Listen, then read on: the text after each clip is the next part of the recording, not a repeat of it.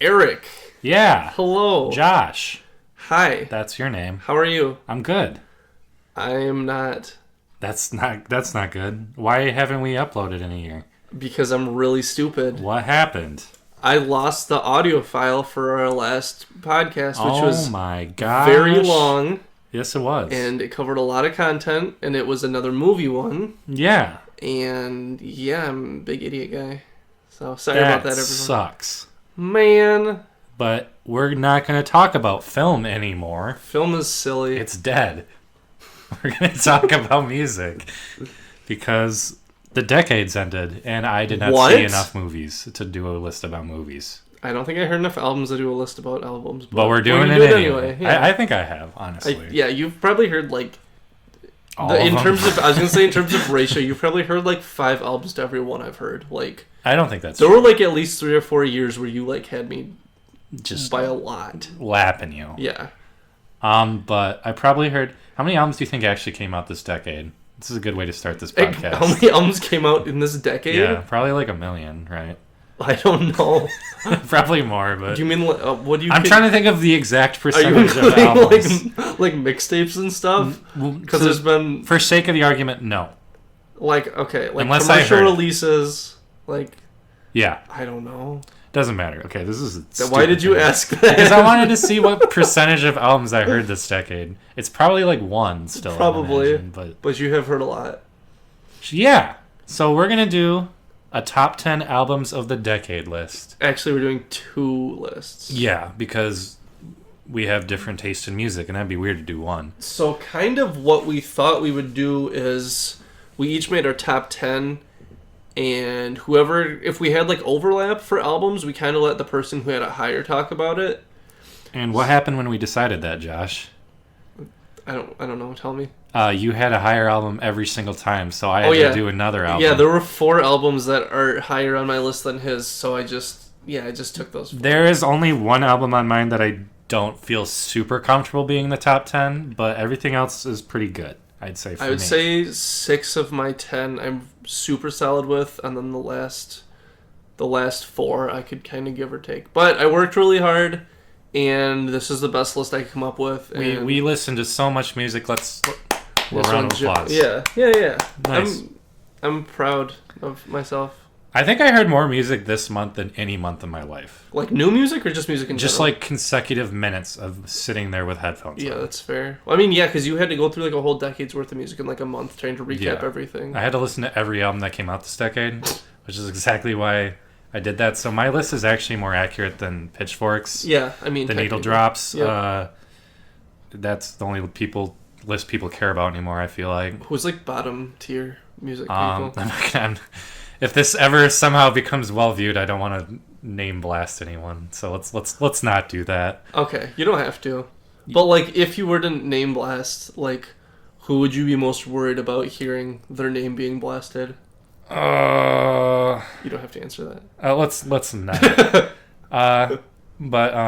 Anyway, let's talk about real quick before we get into the list. I have some really cheesy questions that we can talk about. Okay, good. How will you remember the 2010s in music? I think this decade has been really interesting for, especially, streaming services has been like a revolution. That's probably the biggest thing. I think it was definitely an album that was just completely dominated by hip hop. Like a decade that was dominated. You said an album that was decade. Did I? Yeah, that was weird. I was like, where are you going with this? Well, there were many albums that were dominated by hip hop. It was a decade that was definitely dominated by hip hop. Mm-hmm. Pretty much right off the get go, I'd say. Yeah. Because I mean, like the 2000s, there was like a lot of popular hip hop and critically acclaimed hip hop, but I feel like it was more like hip hop was known more as like a chart topping kind of thing. Yeah, I don't know, like what was popular in the 2000s, like Lil Wayne and T.I. All the hip hop from like the 2000s feels like novelty hits now. Kind of, yeah. It does feel really dated. I don't know. That's one thing I like to think about is how the 2010s are going to somehow sound dated, because everything inevitably does. That's why my list, I think I did an okay job with my list, because the albums I chose either ended up me being like, okay, this is clearly a classic, or I'm like, this has aged the best out of the things that I love. So one thing about the 2010s is that's like I think for both of us, this is the first decade that we have listened to music outside of just like okay, in the 2000s we were just listening to like what? Like I just listened to Slipknot. Yeah, much, like albums we liked as kids. Like I listened to Tool a lot. Like this is the first decade where both of us kind of like discovered your own stuff. Yeah, we developed a taste. It's like it's kind of like where you formulate like, oh, these are the things I like. This is what I don't like. And these are the things I like to hear in albums. So far, this is probably the best decade to do that because of the internet, and we can just Google anything we want. That is correct. So we didn't have to like dig through crates or anything. That is true. Old smelly musty crates. I couldn't tell you how many albums though like I found that were because of like top 10 lists for the year or like people online recommending things. Yeah. I also couldn't tell you how many albums I heard that people recommended online and I was like, this sucks. So I think honestly this decade for me, I don't know how you feel, is more interesting than good. That's kind of my whole list. Because I was looking at like just albums I like had heard in the past from like the 2000s, not like in the past, but like that came out in the past. And there is like a shockingly low amount of albums I like really, really, really, really loved that came out in this decade. Right. Like the 2000, like I think my number one album, if we did like a 2000s list, would probably be like not even in the top 5. For the 2010s? Yeah. Okay. So like it was more just like I feel like the 2010s are kind of more like an 80s thing where people were kind of throwing stuff at a wall and seeing what worked more. I feel like especially like okay, so I think every decade kind of has like their transition that they're trying to kind of like put forward. Yeah. I feel like the 2010s was really the first time that instead of people having like these sort of obscure how do I phrase this? Kind of like instead of having like obscure influences and stuff and being like these are the things that I want to bring out in my music, everyone kind of has access to everything. So it's like you don't have to dig as deep to get to stuff that is like really wild and stuff because everyone's kind of had the same ability to get to the music and stuff. That's why it's going to be really interesting. I just use the word stuff way too many times. I'm sorry. That's okay. I forgive you. It's going to be really interesting to hear like the music like Gen Z people come out with because like they grew up like literally always with the internet.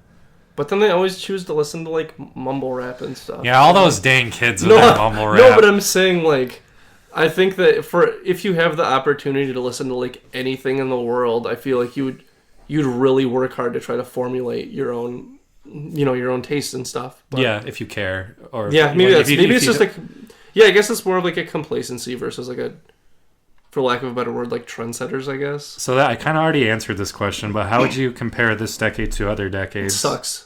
Yeah.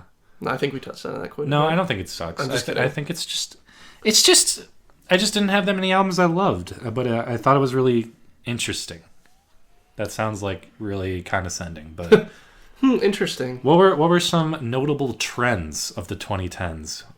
Let's start from. Hey, where did you get these questions? I wrote them down. 5 minutes. Dumbquestions.com. 5 minutes before we did this, I was like, okay, here are 4 things we can talk about real quick. What was your question again? I'm sorry. Trends in the 2010s. We talked about streaming. That's a big one. You were kind of talking about like hip hop collectives. Yeah, Odd Future was definitely the biggest one.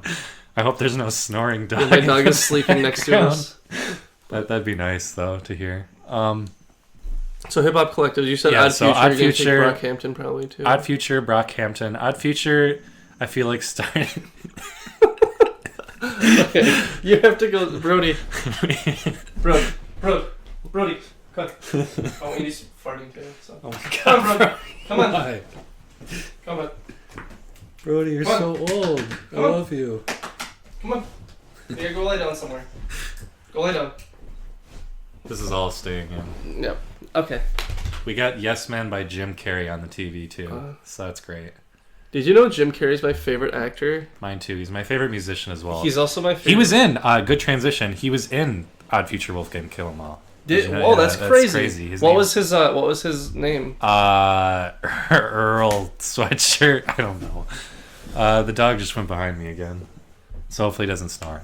Okay, so hip hop. Let's start that question over. Yeah, we'll start that. Hip hop was like the zeitgeist. Use that buzzword real quick.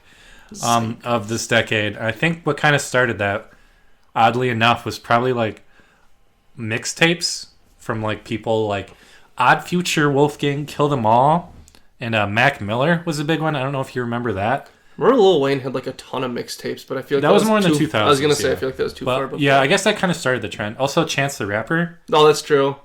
And a lot of these mumble rappers. Joey Badass. Yeah, Joey Badass. Mixtapes were pretty popular in the early 2010s. I think Odd Future, weirdly enough, influenced like an internet age kind of rap thing going on, like you see with like Brockhampton and stuff now. Like for as subpar as a lot of their music is, they have a weirdly large influence, which comes from Kanye, obviously. But why? Because they all love Kanye. Oh, okay. That's just all I meant. Okay. But I don't know. There's not a lot. Pretty much every trend with hip hop, I feel like every trend in this decade is hip hop oriented. I think that I could just be completely talking on my butt here, but I feel like 2010s were where hip hop largely got. No, you can just like it. Like you can just like hip hop for being music. Yeah, because I feel think like pretty fair. I feel like because I don't know because I feel like specifically I'm thinking of like My Beautiful Dark Twisted Fantasy, something like that, where it was kind of how many different places did you hear Power? Like that's it was true. Everywhere. I heard it at a football game. I heard it in a King Crimson album. Yeah, that's true.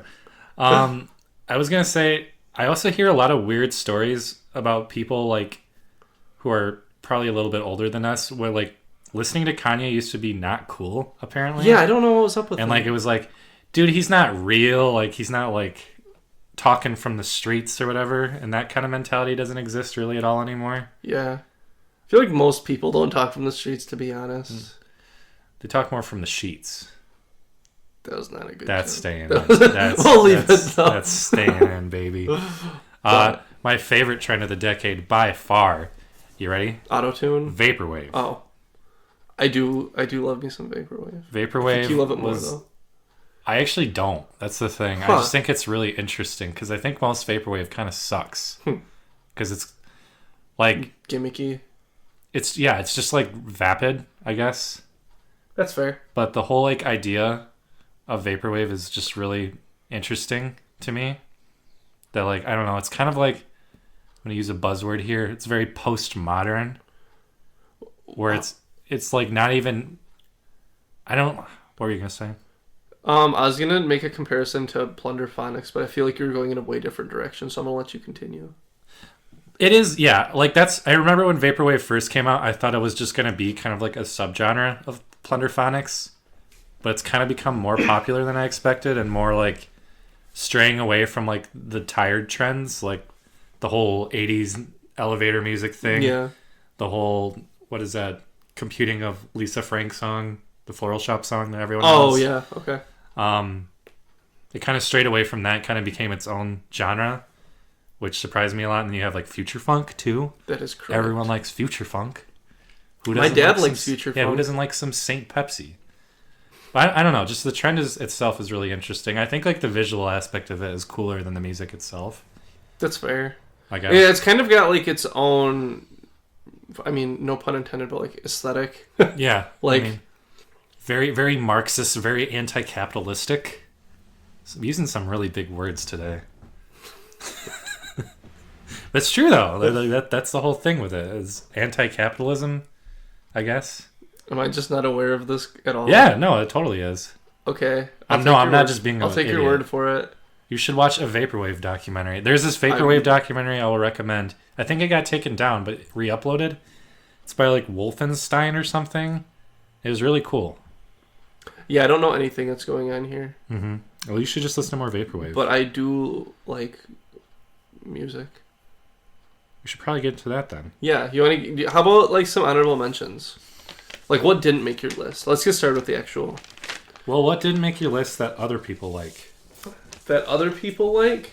What is Pitchfork's album of the decade? Have they done that yet? I have no idea. Probably. It's probably My Beautiful Dark Twisted Fantasy, I'm that probably... or Kendrick, probably. We're going to sound like idiots, and it's going to be like something that we both like. Yeah. But those two albums are definitely like in the top 5, and neither of those artists are on our list. I saw some top 10 lists for the decade. I saw a lot of Kanye, a lot of Kendrick, a lot of Taylor Swift, weirdly enough. I did not see her. Beyonce, I think I saw in a few. Yeah, I'm bored thinking about that. Okay, on my list. Go ahead. I think, like, if we did this list, like, in 2013 or something, we'd have wildly different lists. Yeah, Kendrick would probably be very high on my list. But it would be my number one. He would probably be my top two, honestly. Yeah, like that and My Beautiful Dark Twisted Fantasy, honestly. What is it about, like, any of those three albums? Am I allowed to ask if they made your list? They did not make. I already said that they didn't. Okay. I said they didn't make either of our lists. Yeah. What is there a reason? I think, looking back at those albums, especially like Good Kid, Mad City, feels very of its time rather than like forward thinking. I don't know. Yeah. It's very, very trap inspired, obviously, but like, honestly, those three albums, I really can't say too many bad things about any of them.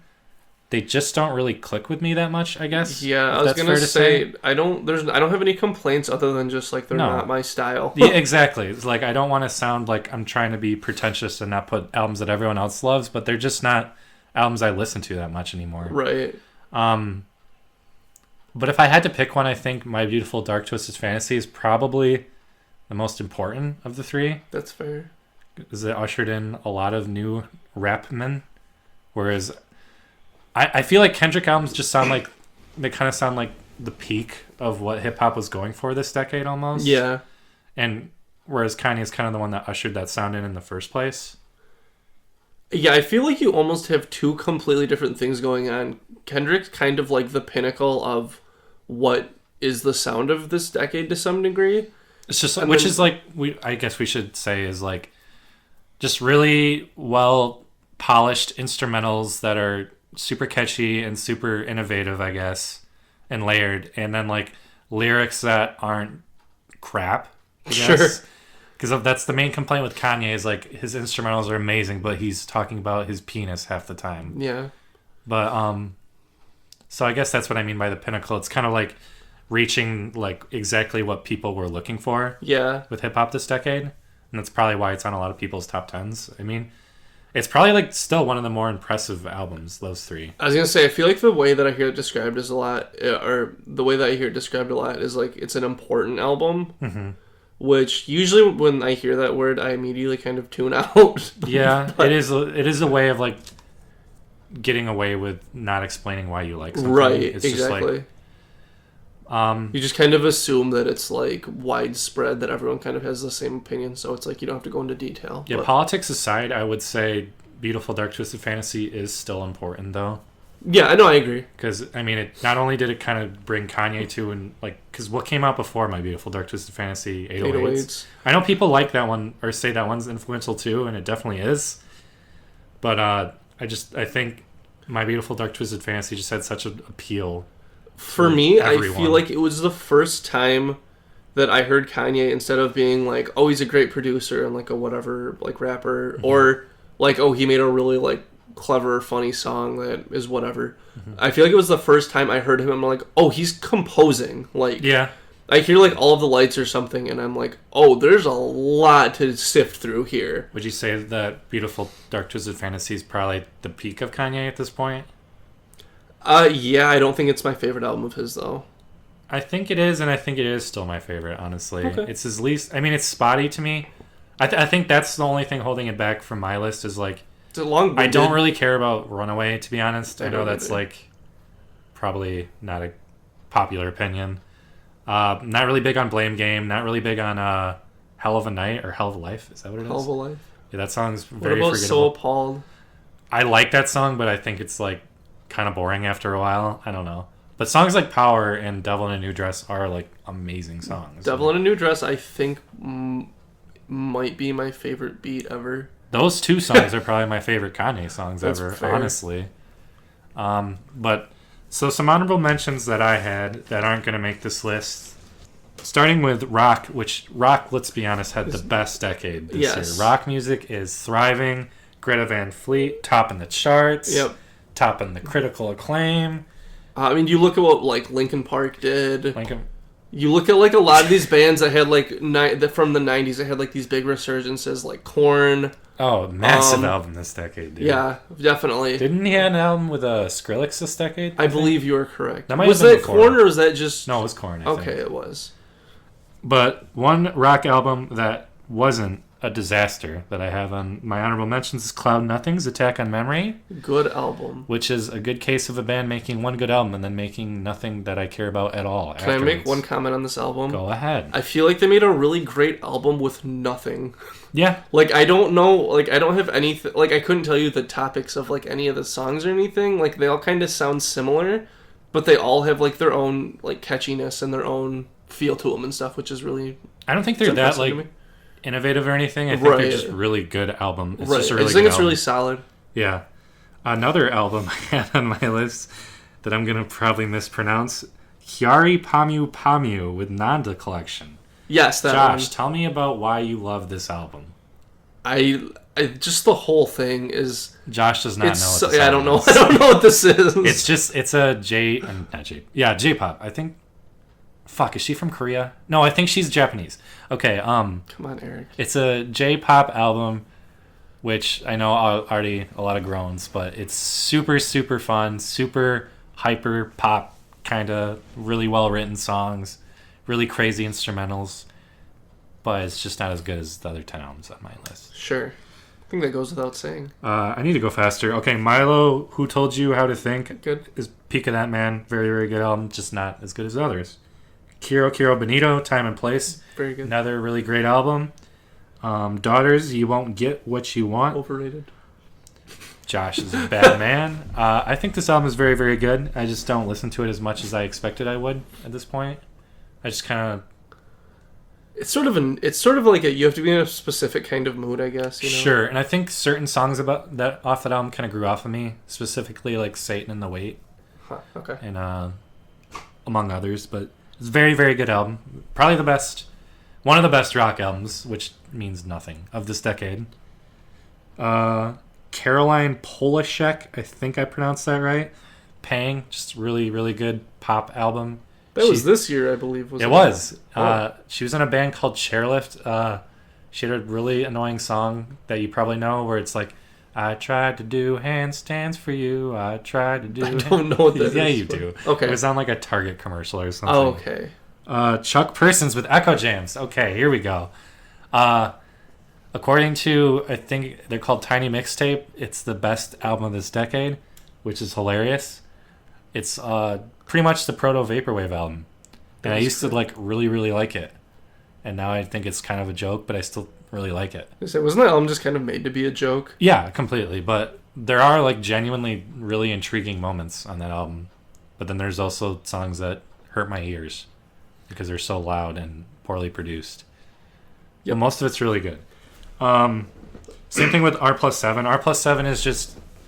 That would be the same individual, correct? It is the same individual. Be Mr. Daniel Lopatin. Yes. I don't know if that's it's just an album that's not as good as his other albums. But I still think it's really good. I know a lot of people like it most. Fuck Buttons had a really cool album this decade.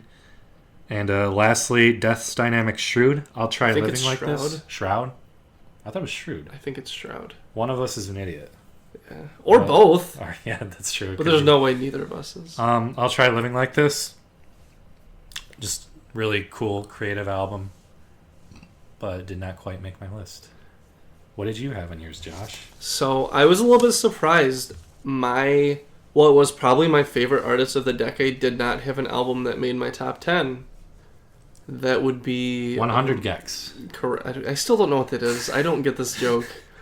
Death Grips. They had so many albums I liked, but none that I would consider, like, great.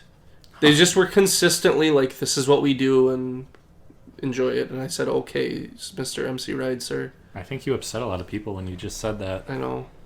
What else would you have on your honorable mentions? There were like 3 albums of theirs that I considered, and none of them kind of made the cut. Okay. Know Now by Mr. Clarence Clarity. I forgot about that album. This is a great album, but not great enough. I think it kind of it does one thing really well, and I think it was still more diverse than the album that he had last year. Oh yeah, definitely. But it just wasn't quite. I don't know. It just wasn't quite into my top 10. Swans to Be Kind. I feel like a lot of people are gonna kind of probably talk about that and like the alternative kind of music for the decade. Same thing with Flying Lotus with You're Dead. I really like that album. Didn't quite make the cut. Godspeed had a comeback. Couple albums. Forgot about that one too. Alleluia. I think it's what Alleluia. Don't Bend Ascend. Yeah. I don't remember. Again, I really like it. It's really only 2 songs, but both songs are good. They had 3 albums this decade, actually. Yeah, that's what I'm saying. But I'm saying that they came back this decade. Oh yeah, they did. Earl Sweaty Guy with some rap songs we talked about a lot. Mm-hmm. Nothing. I don't think anything from last year made my list. I think this has just been kind of a whole, like this whole process has been me kind of. Last year's in 2018 or 2019? Yeah, I'm sorry, it was in 2018. I don't think I had either actually, but we'll find out. Yeah, I don't. You definitely did not in this year, but we'll find out. Oh, yeah. I mean, did you have one from this year? We'll find out. And then just a couple more I was gonna mention. Women in Viet Cong both I loved, and then as the decade went on, they both kind of grew off me. Just I don't really listen to a whole lot of like post punk, really. I guess as the decade went on, you realized that this heat is a lot better. Pretty much. That's okay. And then last but not least, Nonagon Infinity. King Gizzard and the Lizard Wizard is always good for one really fun album every few years, and or 5. Yeah. Oh, 5 albums. Or you mean? 5? Yeah, maybe not fun, but they're there. They do exist. They exist. They happened. One thing I was gonna say was that a lot of the artists on my top 10, they had other albums that came out this decade that I didn't hear. Mm-hmm. So I mean, even going forward, like I'm sure my list is gonna change. But right now, this is no retrospect. This is just kind of where I am. So, would you like to start your list? I think you should start your list first. All right, because I have to get mine out. So I thought this was going to be my number 1 album, and it was my number 10. And that was surprising, but as I went through, I realized just how many songs I would skip every time I listened to this album. And that would be Ariel Pink with Pom Pom. I had my pom-poms out cheering for you. That I would put it higher or lower? No, that you liked it so much. Oh, yeah. That is a good joke. I'm full of them today. Yeah. Just wait till we get later in the list. Eric's going to... I saved the best for last. I'll just say that. But, yeah, like I said, there were just a number of tracks in this album I thought just... I don't know, there's so many songs that are just... I skip, just I don't have any interest in hearing. Even, like, some of the more popular ones. Like, I don't think Put Your Number in My Phone is, like, interesting whatsoever. But I know people really like that song. I like the aesthetic of that song, definitely. Yeah, I don't... Like, Not the aesthetic, that was the wrong word. Like, the recording of it. I think that's kind of the whole appeal. Yeah, well, I kind of feel the same way about him and John Mouse, where I love what they do, which I think they work together quite a bit. They do. I love what they do, but I just haven't really been blown away by one thing. I guess is kind of my big complaint. And yeah, I don't know, just it's Ariel Pink's always been kind of my style, and I thought this was like the best album of his that I've heard. I've only heard like a few, but. Yeah, I think since finding this album, I found like weirder stuff that I like more, and that was always kind of the appeal. Was like this is weird but really catchy, and since then I found a lot of stuff where I'm like this is even weirder and even catchier, and like I look at other artists I really love, and this just kind of pales in comparison to like pretty much anything that Mike Patton does. So that's fair. That's a weird comparison, but I guess well, just because I think of when I think of like weird and catchy, like that's what I think of as like. Ariel Pink, because like especially this album, it's like really quirky. Yeah, that's definitely his appeal. I'd say is like, one thing I will say about this album is it's like every song is like it has a quality where it's like every song feels like it's part of like the same album, but they all feel really different to me. Yeah, that's why. Do you have like a song off this album that like sticks out to you? I really love, not Black Ballerina. What's the one? Dinosaur Care Bears is honestly my favorite. Song is bizarre. I really love that song. I think mine, I would do probably Not Enough Violence. That's another, yeah. It's got like a huge, like, 80s kind of, like... It reminds me of, do you know Corey Hart? Is that the sunglasses Yeah, guy? I get a weird vibe of that song in Not Enough Violence. Yeah, he goes I don't for that know like why. 80s feel Yeah. on his songs. But no, that's my favorite song, and I just think it's a great song, and especially in the beginning half. Like, it's just there's a lot of things I really enjoy, but as the album goes on, it kind of drags, and I start skipping tracks.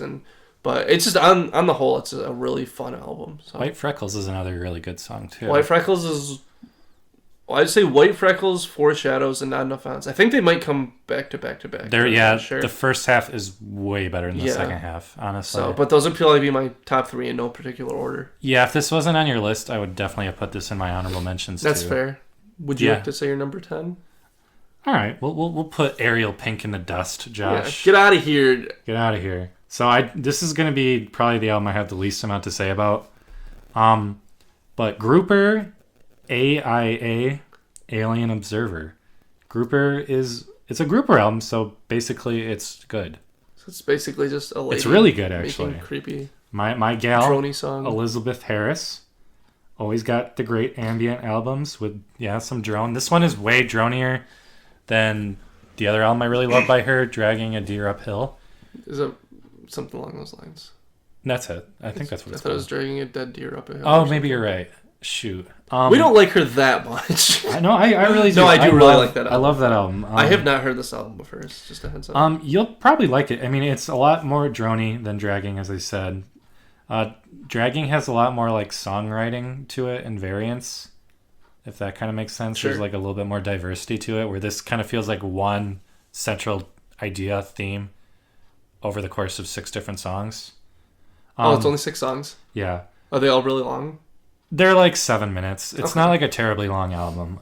This came out in 2011. Here's when I put my journalistic chops to work. You ready for this? Yeah. Okay, so it came out in 2011. So it was right before the world came to an end. And this album feels very post-apocalyptic. Oh, I see what you did there. That doesn't make any sense, because that means it would have had to come out in 2013. Anyway. Good effort, though. Okay, I'll try this again. It sounds like it's a good album to listen to in the dark. It's a very good I'm going to bed album. You know, you ever have one of those? So it makes you sleepy? Yeah, but in a good way. It's a very comfortable album. Okay. While also being very, very bizarre. Album is really lo-fi, but sounds really good at the same time, a lot like Dragging does. Vocals are awesome, really haunting sound to her voice. No bad songs at all. I'd say Vapor Trail is the only one that I don't completely love. I could see someone who's unfamiliar with Grouper or ambient music in general kind of thinking this is really boring and that all the songs sound the same. I would not recommend this for a starter Grouper album or even ambient music. I would give that to Dragging, probably. Sure. Because I think that's the first album either of us heard by her. Yeah. And we both thought it was awesome. But, so I wouldn't say start her discog with this one, but this album mostly speaks for itself, so I don't really have too much to say. It's just a really good ambient album with like a lot of dark drony sounds. It's really, really great. And I would definitely recommend it. This is not an album I would have on my top 10 if it weren't for the 4 albums that you have of mine. Sorry about that. But I think it's definitely still worth checking out. It's not like an essential 2010s album, but a great album nonetheless. You'll get something out of it. I think you sold me, Eric. Did I sell you? I mean, I'll you were going to listen to it anyway. Yeah. I don't know. I think people like this album more than Dragging, which just kind of blows my mind, to be honest. Yeah, I don't know. Dragging is such like a high bar for me. It is. It's not going to reach it, probably, knowing you. It just had to come out in 2009 or whatever it was. Oh, that would be very high. I would say that album would be probably 2 or 1, honestly. Probably 2. But, yeah, it's great. It's a great album. Nice. So what do you have at number 9? Number 9... Number 15. I'm sorry. Number 9, I have Burger King foot lettuce. That was so stupid. I'm sorry. No, I kind of rediscovered this album, and I don't remember liking it as much as I do now. But so anyway, it's kind of grown on me, is what I'm trying to say. But so I don't know if you know this or not, but the actress from Honey Boy made an album. Did you know that? Yeah, I was trying to think of the other actress, but I can't think of who it is. I can't think of any other actresses. I can't play along with this joke. So that would be FKA Twigs. It's Shia LaBeouf. Yes. There we go. Home run! Shia LaBeouf with Transformers soundtrack. Lucas Hedges was on this album. Yep. Okay, so anyway, So LP1 by FKA Twigs. Another great album. So this is my girl. Josh, by God, I like both albums you've talked about. Hey, that's so a good start. I haven't heard any of the ones you've talked about so Yeah. far. So Because I'm super cool and like grouper, and you don't. yeah. You hater.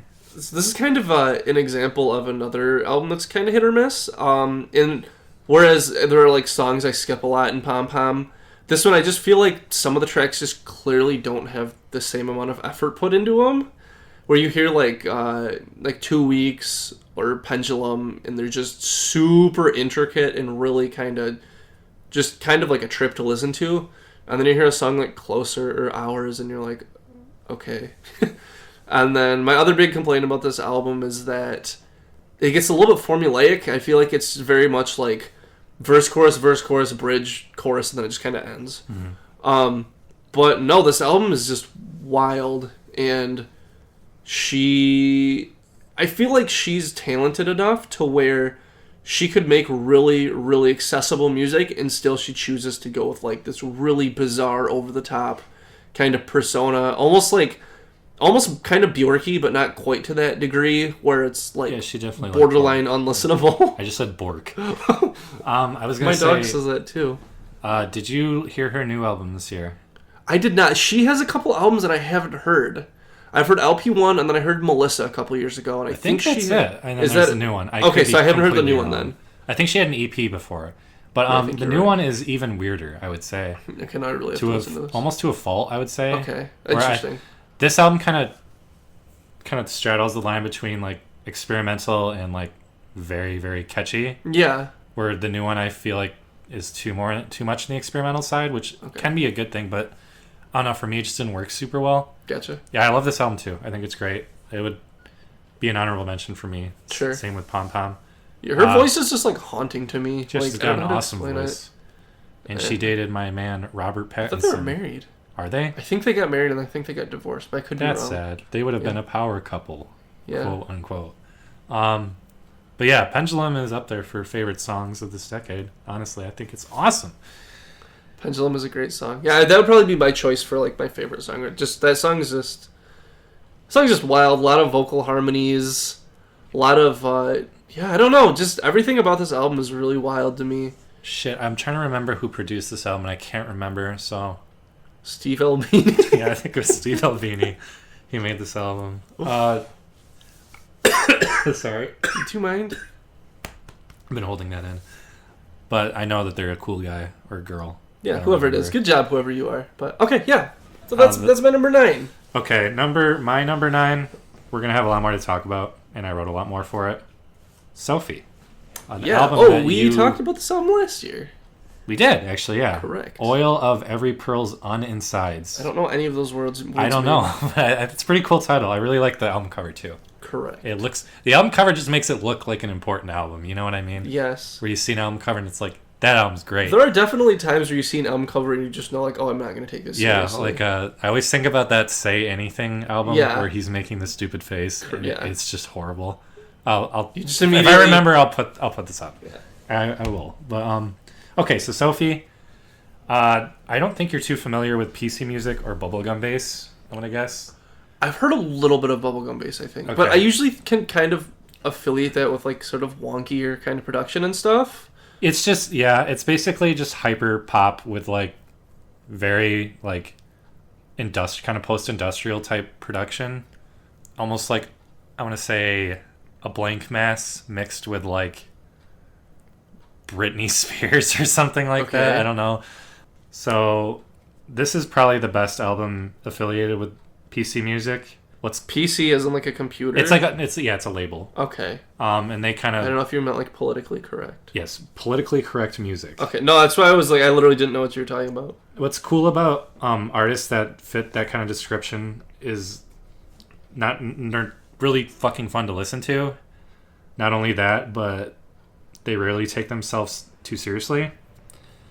And Sophie, I feel like this album is one of the first in this kind of genre tag to take itself really seriously. This genre also, they toy around with song structures a lot in a really cool way. They'll like start an idea, and the idea will kind of continue, and then it'll just sharp switch to some other idea, and then it'll switch back to the other idea, and then they'll go to a completely different direction. It's very like jagged, but somehow cohesive at the same time. And this album does that extremely well, especially on songs like Face Shopping and The Closer, which I initially wasn't super into, and I've grown to.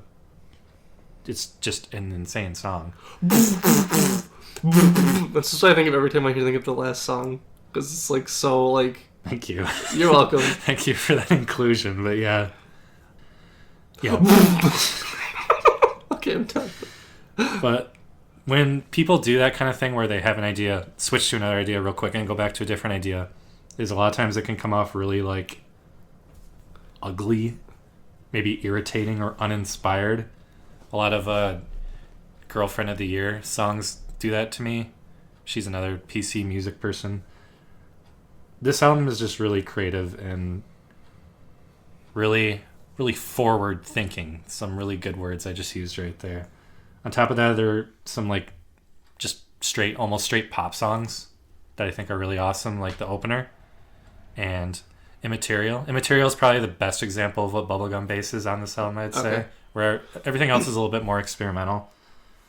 But Immaterial's for all like probably my favorite song in here, I would say. This album grew off me a lot. I know it did. I was going to talk about that. It makes me sad.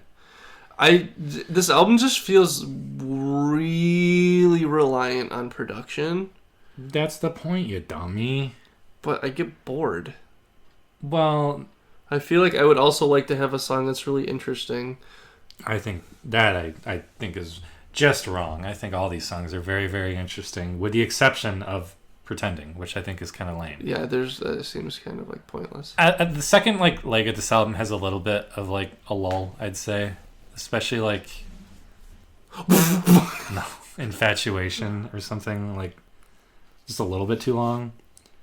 I just feel like you get, especially with both Face Shopping and Pony Boy, I feel like there's like a premise and then it just goes on for another 4 minutes. I'm like, you can take this in like other directions, with the exception of the end of Face Shopping. Pony Boy I would kind of agree with, but that's not like a particularally long song. I don't think. But it feels so long to me. It does not to me. I'm just jamming the whole time. No. Do you want to guess what my favorite song is off there? You're gonna be It's like, okay what? to cry. No, I do like that song though. Not okay. You are correct. That's a cool song. That song is like the most, for being as production heavy and stuff as it is. It still keeps my interest, probably because it's really short. Mm-hmm. But yeah, it just takes a lot of weird turns and stuff, and kind of keeps you on edge. That's how I feel with most of these songs, though. I mean, I just, maybe I've heard it too much, where like kind of it's lost like its unpredictability. Yeah, I don't know. I still like it. It's like a 7 out of 10 for me. Okay, well, I think it's awesome, and I look forward to everything Sophie does in the future. And you should also listen to Products, because that's another really cool. Yeah, I heard a Sophie song on a freaking McDonald's commercial. Oh, okay. I'm 100%. Have you ever heard that song by her called Lemonade? No. It's like lemonade, lemonade. That's what it is. I mean, that one, I'm not gonna. It's on a McDonald's commercial. I don't know. I'm sorry. I don't know. It's literally on a I don't watch that much McDonald's TV, commercial. dude. I don't either, but I saw it on a McDonald's Apparently, commercial. you just watch McDonald's commercials. That's true. But, yeah, no, this album's awesome. Don't listen to Josh. If you are a fan. I said I like it. You're not the only one, though. There's a lot of people that think this album is, like, pretty crap. I don't think it's crap. No, I'm not saying that you do, but, like, a lot of people do. Kind of. It just feels a little bit hollow to me, I guess. Like, it just feels like really, really, really polished, but I'd like at the core, I'm like, what are we getting at here? And it just doesn't feel like there's a lot to really kind of hang the hat on. We're getting at something new, something innovative, Josh. We're getting to. It's just a really good album. I don't think it's that mind blowing. But... Well, I think you are stinky and you don't have that many friends. Sophie's my friend. Okay. And Sophie makes better music than most people I know. That's fair. It's probably less stinky. Yeah. No, I think this album's awesome. The only song I don't really like is Pretending, and every other song I think is awesome. Especially The Closer, and especially Face Shopping. Those two songs especially are great. Sounds great. Great job, Material's Sophie. great. Great job. Well done. And what's your number 8? Number 8, I think a lot of people have talked about a lot, and it's gonna be on a lot of other end of the decade lists. But there were too many songs in it for me to not include it, so I did. That would be Frank Ocean with Blind. That was Pitchfork's number one. Okay. That was it. I'm 100% sure. I can't believe I forgot that. Yeah, idiot. Yeah, so again, kind of the same thing where some songs kind of skip a lot, and especially at the end, I think it's good, but it's very long-winded, and the last 15 minutes feel like eternity to me, even though I like the songs themselves. Ooh, that's a hot take. I'd Yeah. say. I don't focus Future of Free. I just don't focus very well. I'm sorry. That last song is pretty overly long, I'd say. The song's like almost 10 minutes long. But like the first 3 minutes is pretty great. And then the last 7. Hey, is this your album pick or mine? No, I'm just kidding. Well, you trashed Sophie. So I did not. I trash said I Bob. liked it. This album is a 7 out of 10, so basically I hated it. That's my take on this album. But there are at least like 3 songs on here that I consider like exceptionally good, and a lot of them I think are really good. Like I think Nikes and Ivy and a bunch of those songs are really good. But Nights and Solo and Self Control I think are like incredible songs. Did you? What was your first reaction to Nikes? Because mine was pretty negative, and then it grew on me. I just thought it was like a good intro song. I know it's kind of the odd one out almost. It's just because of the vocals. Yeah. The vocals are so strange and like. Yeah. And they don't really come back either. No. That I can think of, but yeah, it has kind of grown on me a lot. This album is really good, but that's pretty much all I can say. Is it's a really really good album, and I felt kind of silly not including it just because there's so many songs I like. I think this album's a little bloated. I agree. I think that might be. I think that you could definitely shave off like 15 minutes at least of this album, but I really like, especially like the intro tracks and stuff. I'm like just the interludes. Yeah, what did I say? Intro track. Intro track. Interludes, sorry. Interludes. Yeah. I feel. I don't know. You got to keep Facebook Story though. Everyone likes Facebook Story is good. And Be Yourself. That's the other one I was gonna say is really good. Yeah, the songs like Good Guy are like okay. I will say though, pretty sweet for an album. The song is pretty sweet. I was gonna avoid that easy joke, but thank you for taking it anyway. This album or that song is like for as popular of an album as this was going to be, no matter what. That song's pretty fucking insane. Yeah. Even for just being 2 minutes, it's like opens with like this weird like sounds like an orchestra warming up, and then it like kind of transitions to like this crazy like boom boom boom boom kind of thing at the end that I don't know what you call it, so I just imitated it. But yeah, this album's really great. I just think it's a little bloated.